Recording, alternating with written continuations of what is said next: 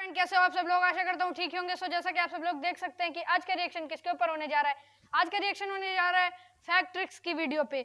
So guys, बहुत ही अच्छी video बनाते हैं वो फैक्ट ट्रिक्स की, और बहुत ही अच्छी उनकी वीडियो आती हैं।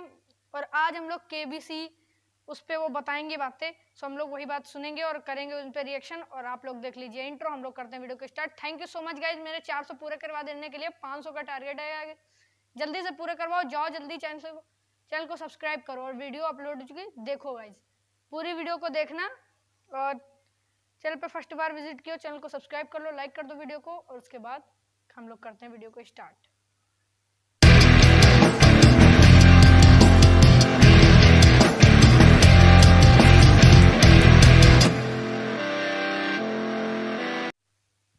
क्या आपको पता है कि केबीसी यानी कौन बनेगा करोड़पति में? जो ये कंप्यूटर जी है, ये कौन है? इसे अमिताभ बच्चन जी ऑर्डर देते रहते हैं। कौन बनेगा करोड़पति, इसके नाम से ही पता चलता है कि इस शो का विनिंग अमाउंट करोड़ों में होता है। ये एक टाइप का गेमिंग शो है जिसमें ऑडियंस अपने नॉलेज के दम पे अमाउंट्स विन करती है। केबीसी कौन बनेगा करोड़पति, इस शो को साल 2000 में सबसे पहले टेलीकास्ट किया गया था, 3 जुलाई 2000 को, और इसके अभी तक 12 सीजन्स आ चुके हैं। जब इस शो को शुरू किया गया था तब इसका विनिंग प्राइस था 1 करोड़, बाद में 2 करोड़, 5 करोड़ करते करते अभी 7 करोड़ है। तो इसका मेन सवाल जो कि है कंप्यूटर जी से रिलेटेड, तो बहुत कोई को लगता है कि ये जो कंप्यूटर जी है ये कोई एआई है, यानी आर्टिफिशियल इंटेलिजेंस है, कि वो जो बोलते हैं वो अपने कर देता है, बोलने से ही लॉक हो जाता है और कब क्या करना उसको पता होता है।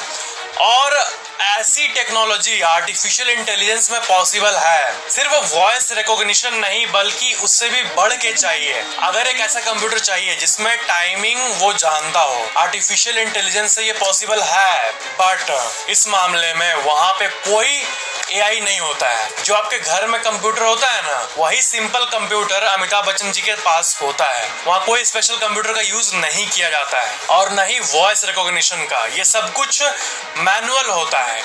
सेट के पीछे जो लोग होते हैं, उनकी टेक्निकल टीम, वो ये सब करती है। जो अमिताभ बच्चन जी बोलते हैं उनका ऑर्डर वो मानते हैं। वहां से कंट्रोल होता है, न कि वो कोई सुपर कंप्यूटर है जैसे कि लोग कहते हैं। एक र्यूमर भी फैला था कि सेट पे सुपर कंप्यूटर इंस्टॉल्ड है और कंप्यूटर ऑटोमेटिकली हिंदी समझ के या फिर वो समझ जाता है, अपने आप फैक्ट्स दिखाता है, बट ऐसा नहीं होता है। और एक फैक्ट ये है कि अमिताभ बच्चन जी जब बैठे होते हैं तो किसी भी क्वेश्चन का जब तक कंटेस्टेंट आंसर ना दे देना तब तक वो भी आंसर नहीं देख पाते हैं। उनको अगर अपने नॉलेज से पता हो वो अलग बात है, कुछ सिंपल क्वेश्चन, बट क्वेश्चन का आंसर वो देख नहीं पाएंगे। वो आंसर देता है तभी वो दिखता है। बहुत लोग ये सोचते हैं कि उनको पता होता है, वो स्क्रीन पे देख पाते हैं आंसर, और वो कभी कभी सिग्नल भी दे देते हैं, बट ऐसा नहीं होता है। उनको दिखता नहीं है ना आंसर, उनको बस कितना लाइफलाइन बचा है, क्या स्टेटस है, ये सब दिखता है। क्योंकि गेम का रूल होता है कि गेम फेयर हो और कोई एक दूसरे को सिग्नल ना दे पाए।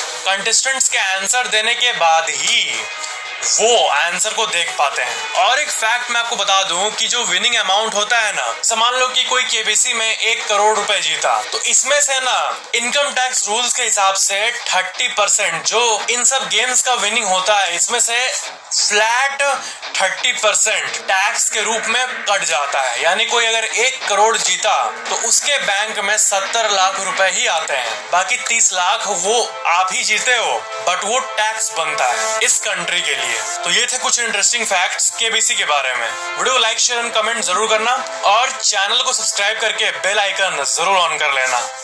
बिल्कुल सही है, भाई ने कह दिया, अब तुरंत सब्सक्राइब हो जाना चाहिए चैनल। और गाइज, कैसी लगी आप सब लोगों को वीडियो कमेंट करके जरूर बताना, और अगला रिएक्शन किसके ऊपर चाहिए उसके ऊपर भी मैं कर दूंगा रिएक्शन। और thank you so much guys इतना सपोर्ट करने के लिए, और जल्दी से सपोर्ट करो। और मिलते हैं नेक्स्ट वीडियो पे, तब तक के लिए नमस्कार, शुक्रिया, जय हिंद, वंदे मातरम।